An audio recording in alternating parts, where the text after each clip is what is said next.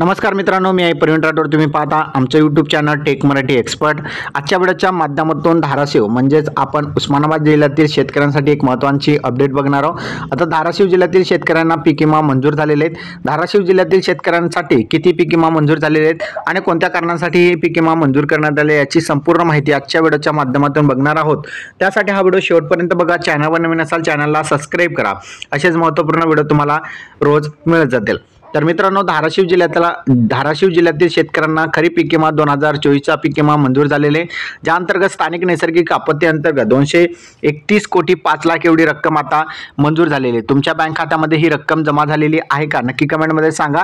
त्याचबरोबर ही रक्कम आता वाटप करण्यास सुद्धा सुरुवात झालेली, कॅल्क्युलेशन सर्व शेतकऱ्यांचं झालेलं आहे आणि त्यामुळे ही रक्कम आता जमा होण्यास सुद्धा सुरुवात झालेली आहे. तुमच्या खात्यामध्ये जमा झालेली आहे का, नक्की कमेंटमध्ये सांगा. 231 कोटी 5 लाख रुपये स्थानिक नैसर्गिक आपत्ती अंतर्गत म्हणजे ज्या शेतकऱ्यांनी क्लेम केलेला आहे त्या शेतकऱ्यांना आता ही रक्कम दिली जाणार आहे.